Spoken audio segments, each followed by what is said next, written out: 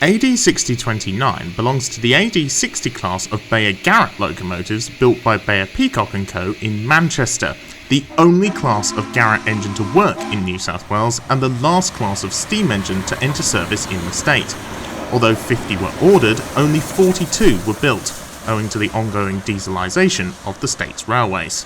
Despite being the largest steam engines ever to work in New South Wales, the 16 axles of the class allow them to work on light branch lines as well as main lines, a trait shared amongst many Garratts and particularly useful on narrow gauge lines which may have tougher weight restrictions. Case in point, South Australian Railways 400 class number 402, stored at Zigzag Railway's Bottom Points depot. AD6029 entered service in 1954 and is one of 30 AD60s given more tractive effort for use on main lines, denoted by the double plus, as well as dual control, hence the DC. These engines were nicknamed Super Garratts and also featured larger coal bunkers for enhanced range.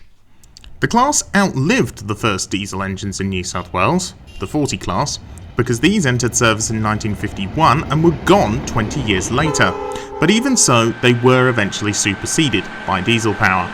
AD6029 was withdrawn in September 1972, with classmate AD6042 being the last revenue service steam engine in the whole of Australia when it was withdrawn the next year. 4 of the class survive today: 6029, 6040, 6039 and 6042, the former 2 owned by Transport Heritage New South Wales and the latter 2 owned by Dorrigo Rail Museum.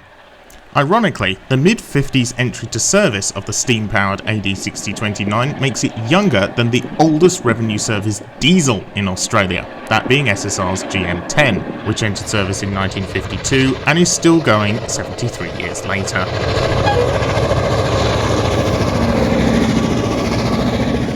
AD6029 is now the only operational locomotive of the surviving AD60s, and thus the only Garratt operational in New South Wales. This has earned it the title of the largest operational steam engine in the entire Southern Hemisphere. Following withdrawal, it was placed in the custody of the Canberra Railway Museum, who took full ownership of it in February 1998. The locomotive was restored to full operation in 2015, whereupon it was named City of Canberra. This name has subsequently been removed following it becoming privately owned in 2017. In 2022, Transport Heritage New South Wales acquired the engine outright, and one of its first trips under its new ownership was to Bathurst, to which it now returns 2 years later.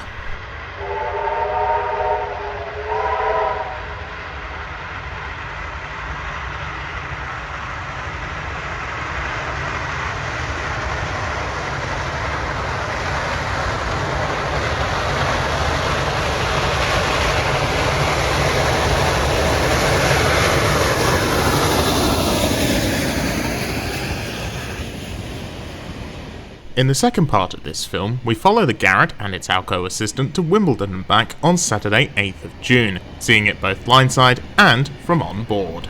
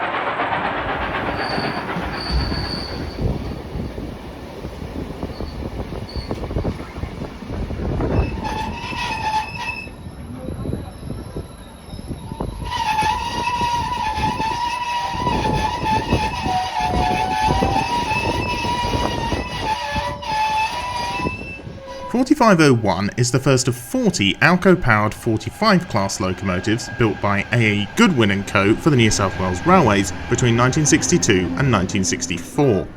Originally seeing use on main south services, the class would eventually run all over the state's mainline network, mostly on freight, but with the occasional foray into passenger duties, up to and including the Southern Aurora. 7 engines of an extremely similar design were built by A.E. Goodwin across the second half of the 1960s for South Australian railways. These became the 600 class. Of these 7, just 1 remains in service, 602 with Southern Short-Haul Railroad, ironically now working mostly in New South Wales. The 4045 spent much of their time as bank engines in the Liverpool Ranges and on trip trains in metropolitan Sydney, a 1984 introduced union ban owing to their lack of air conditioning preventing them leading trains elsewhere. Though some were later retrofitted with aircon, being reclassified to 35 class as a result, they continued to predominantly work trip trains and as bankers. The locos were mostly withdrawn in the mid-1990s following replacement with Freight Corp's 82 class, which saw most of them either auctioned off or scrapped. 6 of the engines remain intact today and 3 of these are operational, 4501 and 4520 with Transport Heritage New South Wales and 4532 in revenue service with SSR, having been reactivated in August 2019 and remaining in the livery of its previous operator, Silverton Rail. And with that sorted, time to go back down the hill.